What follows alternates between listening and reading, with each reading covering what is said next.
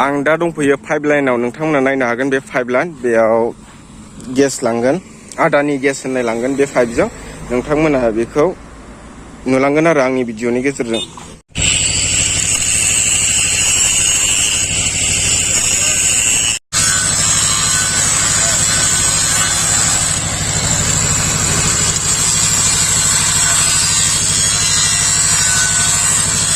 Hey guys, welcome back to my YouTube channel. नोंथांमोनखौ आंनि YouTube channelआव फिन खेनसेयाव बरायफिननाय थाबाय। नोंथांमोना दा नायगासिनो दं आंगो नखर YouTube channel।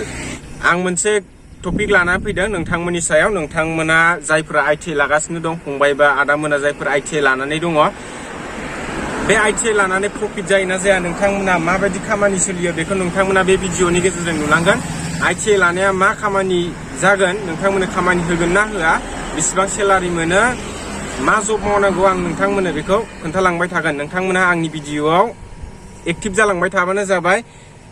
गावनो आं नोंथांमोनखौ बुंखायो जे डिप्ल'माया नोंथांमोननि थाखाय प्रफिट गैया बे डिप्ल'माखौ नोंथांमोना मालाबाबो दाला। ज' जिखियानो जायाथों मानो आंजों लोगो दं सासे। आपका नाम क्या है? कुमार यादव।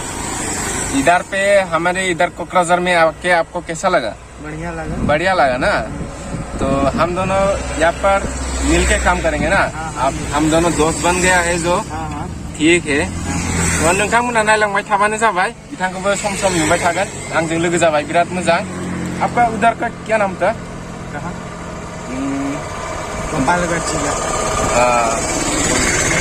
बिहार में बिहारनि से बिथाङा दे नै बेबायदिनो खामानिया नैबेना बे हाइड्र'जों बे पाइपखौ थिखोनानै जइन खालामो बेनि उनाव जाय सिदा खालामनानै बेयाव हाइड्र'जों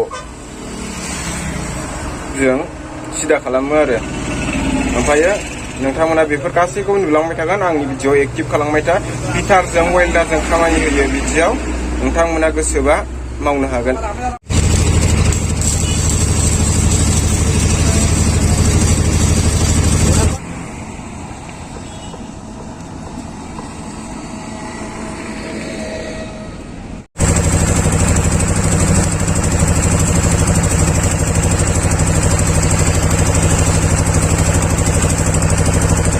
आङो हाइड्र' गाखोनानै दङ बिथांमोना आंनि भिडिअखौ नायनो गोसो गुदुं बिसोरल' नायलांबाय थाबानो जाबाय जायफोरा आईटी डिप्ल'मा लादों जाय बिथांमोना सिगां फारसे आवगायलांनो गोसो दं बिथांमोननो आं खोन्थालांबाय थागोन।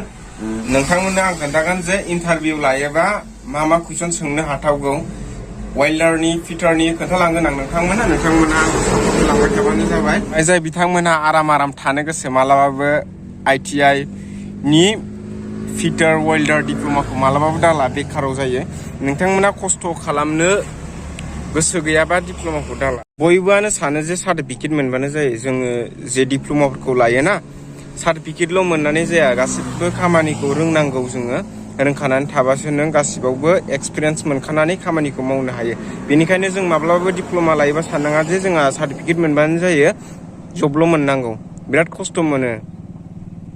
दिनैनि ब्लगखौ गोलाव खालामला आङो बेयावनो फोजोबनोसै नोंथांमोना लोगोफोरनो शेयार खालाम भिडिअखौ नायथों जाय आंनि चेनेलाव गोदानै फैदों चेनेलखौ साबस्क्राइब खालामलांबानो जाबाय।